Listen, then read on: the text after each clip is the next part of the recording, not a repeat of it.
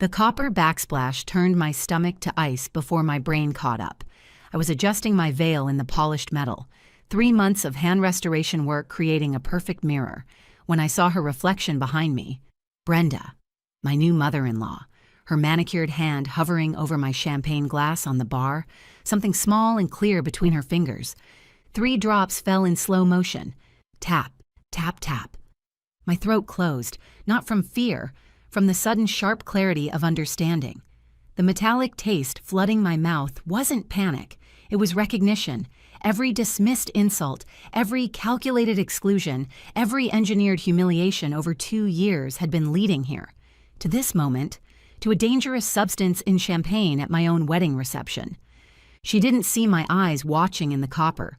She smoothed her dress and walked away toward a cluster of guests, her posture radiating satisfaction. My hands didn't shake as I reached out and switched our glasses. The crystal stems felt cool and solid, real. The simple physics of the exchange grounded me. Her glass now sat where mine had been, my untainted champagne in my hand. The wedding drama everyone would remember hadn't even started yet. My name is Rachel. I'm 31 and I'm a restoration architect. This is the story of how I learned that some structures need to collapse before you can build something stronger.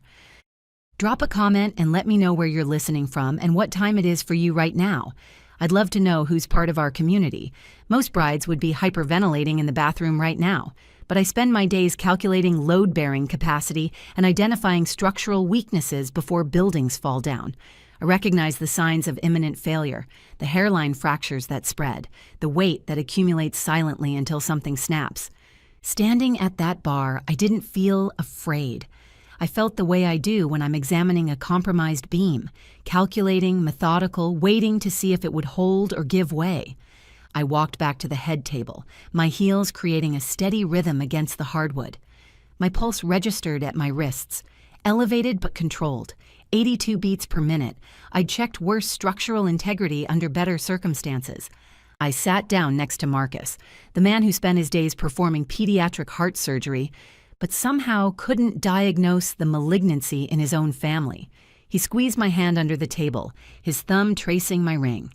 When he looked at me, his eyes held so much unguarded love that my chest ached. "Ah, you're glowing," he whispered. 10 feet away, his mother raised the glass I'd been meant to drink, the one now filled with whatever she'd dropped into it. Her eyes found mine across the reception hall, cold calculation wrapped in expensive makeup. She lifted the champagne in a silent toast, her mouth curving into something that wasn't quite a smile. That look said, checkmate. She thought she'd won. Thought I was just some blue-collar interloper who'd stumbled into her dynasty, a problem to be eliminated with money or chemistry. I raised my water glass in return. My hand remained steady. The water tasted sharp and clean, like clarity. I watched Brenda take a long sip of the tainted champagne. She was so confident in her cruelty, so certain of her control. For 2 years, she'd treated me like a squatter in her son's life, an infestation to be eradicated. But she'd forgotten something crucial about restoration architects. We know exactly where the weak points are, and we know exactly when a structure is about to fail. I set down my glass and smiled back at her. Then I waited. To understand why I didn't scream, why I didn't knock the glass from her hand or call for help, you need to understand the architecture of our conflict. This wasn't a sudden explosion. This was the final demolition phase of a 2-year campaign. The Harringtons are what people call old money, which mostly means their wealth is inherited, and they're terrified of anyone who actually earns their living. I met Brenda at the estate inspection. I was wearing work boots and a hard hat, covered in plaster dust from the ceiling medallions I'd been restoring. She looked at my hands like they carried disease. "Marcus," she said, not to me, "are you hiring contractors for the West Wing?" "Mom, this is Rachel, my girlfriend." Her expression didn't change. She just said, "Oh," like she'd stepped in something. The insults were never obvious. They were structural. Small compromises in the foundation designed to make me collapse over time. She'd forget to include me in family dinner invitations. She'd introduce me to their country club friends as Marcus's little project, ignoring my master's degree and architecture license. She'd ask me at holiday gatherings when I planned to settle down into something more feminine. But the real failure point came 6 months ago. I was sitting in her library, leather-bound books surrounding us like witnesses. She slid an envelope across her mahogany desk. Inside was a cashier's check for $150,000. "You're a lovely girl, Rachel," she said, her voice warm in that particularly cruel way. "But let's be practical. You build things with your hands. We acquire things with our names. You'll never be comfortable at this table, and I'm simply trying to spare you the inevitable embarrassment." I stared at the check. It represented more than my parents had made in 3 years combined. Then I slid it back across the desk. "I think you're underestimating the going rate for skilled labor, Brenda. I'm not for sale." That's when her eyes changed.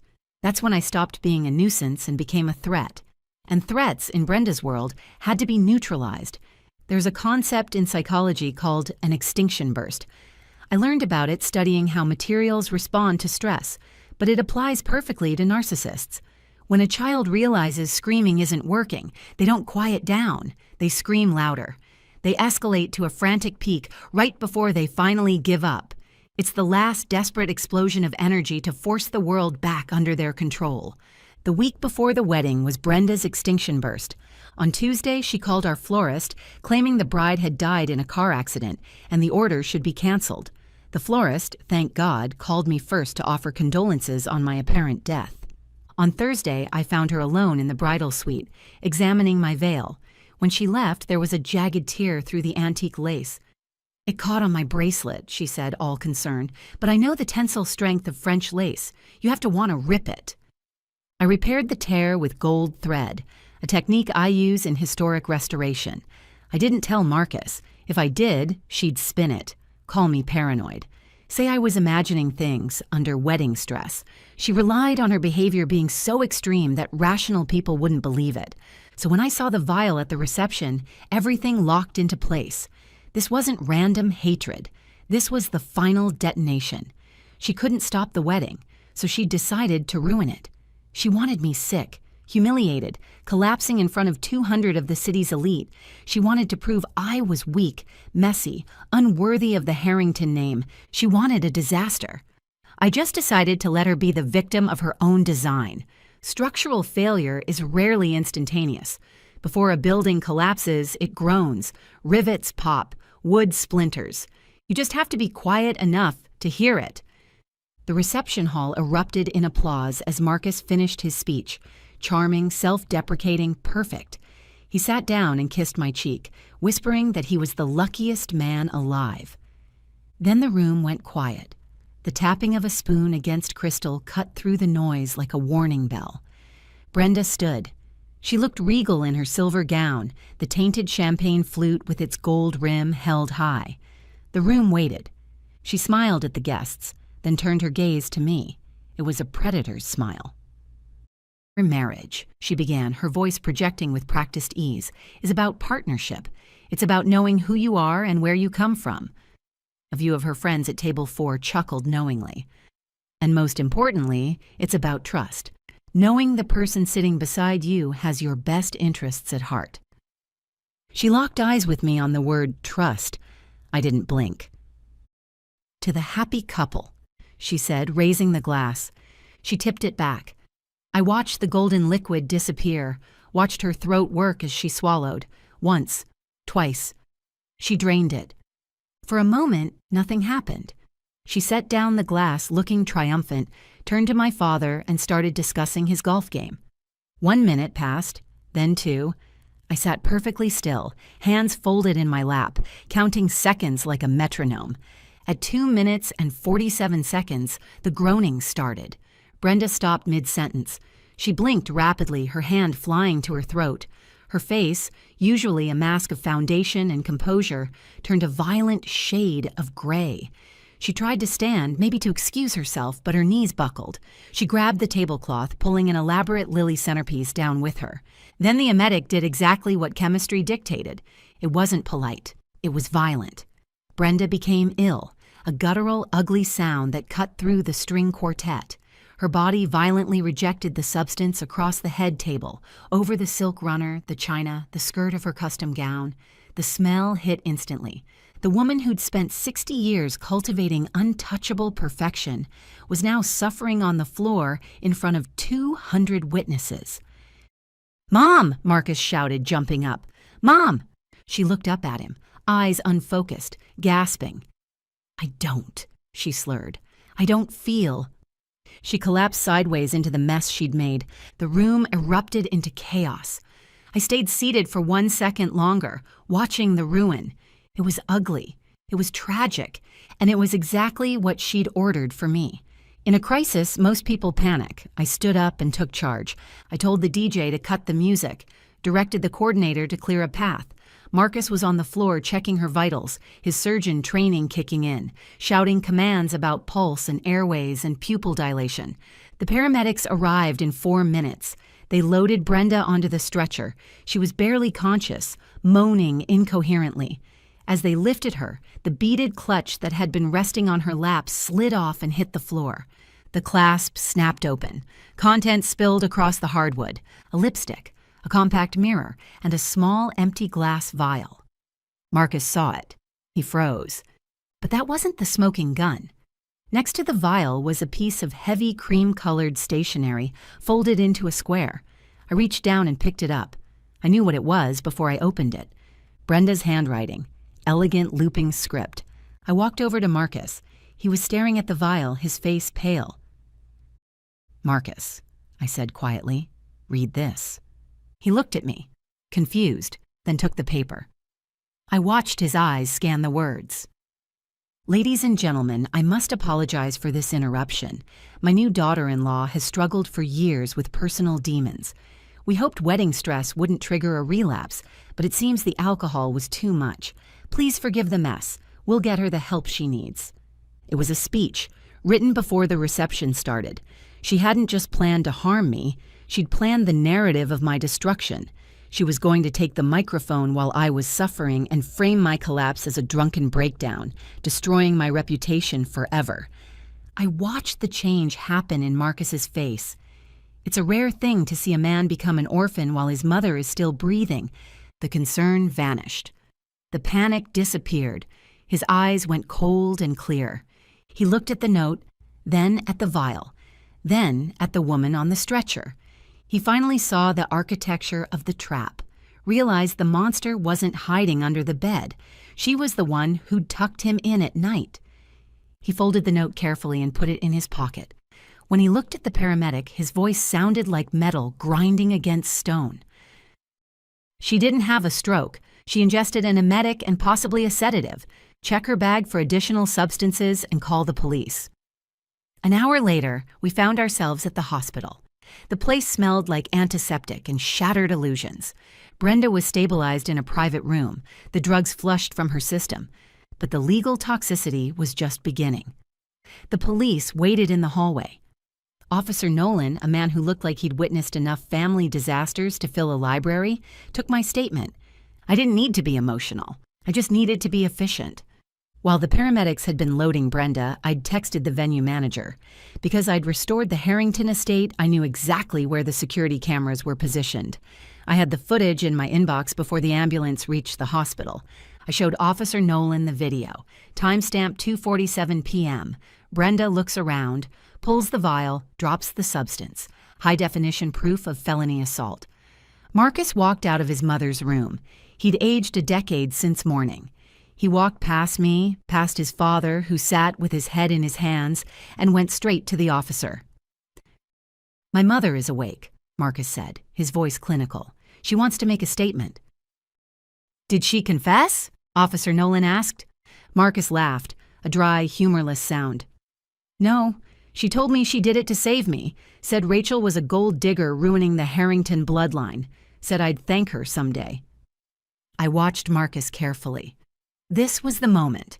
The cord was either going to snap or strangle us both. Brenda had played her final card, the mother knows best defense, banking on 30 years of guilt and obligation to make him drop the charges. Marcus reached into his tuxedo pocket and pulled out the cream-colored stationery. "Officer," he said, handing over the paper. "My mother didn't just assault my wife. She planned a character assassination. She wrote this before the reception started. This proves premeditation." "Marcus, don't," his father whispered. "She's your mother." Marcus turned to him. "No," he said quietly. "She's a criminal. And if you pay for her lawyer, you're complicit." He turned back to Officer Nolan. "I'm pressing charges, and I'm requesting an immediate restraining order for both myself and my wife." I watched him sign the statement. It was the most romantic thing I'd ever witnessed. He didn't just choose me, he amputated the limb that was killing us, cut her off with the precision of a surgeon removing a tumor. No tears, just the sound of pen on paper, finalizing the divorce between a son and his toxic origin. The legal battles eventually settled. Life moved forward.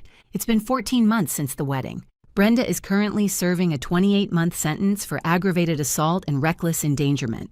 The toxicology report confirmed she'd used syrup of ipecac, an emetic she'd obtained by claiming her grandchild had swallowed something toxic. Her lawyer tried arguing diminished capacity, but the pre-written speech destroyed that defense. You can't claim temporary insanity when you drafted a press release about it 3 days in advance. Marcus's father chose to stand by Brenda. He paid for her legal defense and hasn't spoken to Marcus since the day charges were filed. Marcus grieved that loss too, but he says losing someone who would enable attempted assault was no loss at all. Marcus and I didn't move into the estate. We bought a fixer-upper across town. Good bones, but needs work. Like us.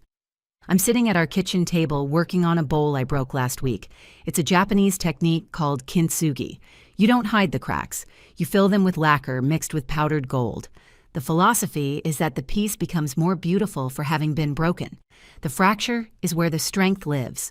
For a long time, I thought a perfect marriage meant no conflict, smooth surfaces and easy days. But Brenda taught me something valuable. She tried to shatter us, hammered at every stress point until we'd crumble. But she miscalculated the materials. When we sat in that hospital waiting room watching police lead her away in handcuffs, Marcus and I didn't fall apart. We fused. The trauma didn't leave a scar. It left a seam of gold. We trust each other with a depth most couples never reach because they're never tested. I know with absolute certainty he'll choose me, and he knows I'll see the threats he's blind to. I finish the bowl. The gold lines catch afternoon sun, shining brighter than the original ceramic ever did. It's imperfect, it's jagged, and it's unbreakable. If you believe toxic family members don't deserve a seat at your table, hit that like button and share this story. Tell me in the comments. What's the pettiest thing a relative has ever done at a wedding you attended? Before you go, here's a quick bonus for sticking around. If you love learning and growing like I do, you need to try audiobooks. I've got an exclusive deal with Audible. Your first month is completely free. That's access to over 500,000 titles, zero cost to you. All the details are waiting in the description. Don't miss this one.